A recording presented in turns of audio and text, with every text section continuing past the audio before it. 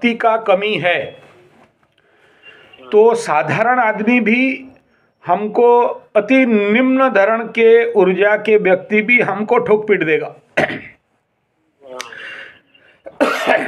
इसलिए जरूरी है कि हम अपने आध्यात्मिक शक्ति को बढ़ाएं, मंत्र का जाप करके, हवन करके, पुरस्चरण करके। और अगर इन सब पे जिनका विश्वास नहीं है, योगासन, प्राणायाम, ध्यान, मेडिटेशन, ईश्वर ध्यान इत्यादि, सत्संग इत्यादि करके अपने अंदर उस प्रकार के शक्ति और क्षमता को बढ़ाएं।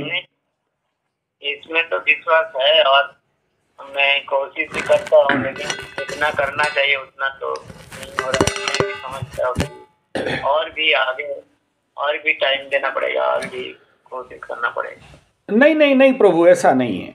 ऐसा बताता हूँ, अगर आप साधना के लिए सेपरेट टाइम निकालेंगे तो फेल हो जाएंगे। और मेरा तत्व यह है कि मेरा हर एक जन्म, हर एक जीवन, हर एक क्षण साधनामय हो। इवन मैं फेसबुक में भी कुछ अपलोड कर रहा हूँ या यूट्यूब में कुछ अपलोड कर रहा हूँ तो वो भी साधनामय हो। साधना माने ऐसा नहीं है कि घर द्वार छोड़ के दिया जला के कहीं बैठ गया और हवन कीर्तन करने लग गया।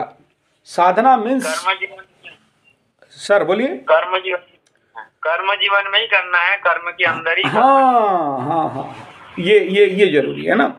हर एक साधना अलग अलग माने और विधाएं हैं, और उसमें आपको जो, अगर आप कार्मिक जीवन में जी रहे हो तो कर्म को ही साधना बना लो आप, है ना।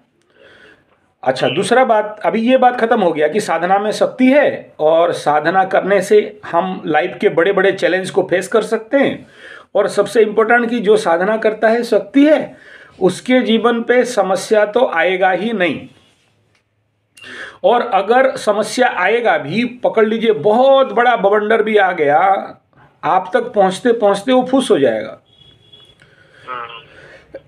ये सामान्य और सरल टॉपिक है जिसमें हम अपने जीवन के बहुत बड़ा ध्येय, आप जैसे महान काम कर रहे हो, इतना बड़ा गुरुकुल और बच्चों को लेके व्यक्ति निर्माण, इस प्रकार के महान काम के लिए तो सबसे पहले आचार्य को खुद को साधना के परम शक्ति, परम ऊर्जा और परम क्षेत्र पे अपना व्यवस्थित मानसिकता को बनाना पड़ता है।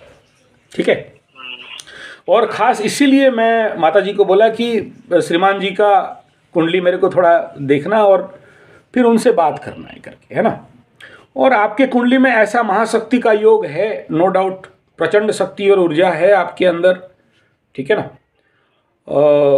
तो ये आप कर सकते हो और इसीलिए मैं आपसे बात कर रहा हूँ, ठीक है। तो ये पहला बिंदु हो गया। दूसरा बिंदु क्या है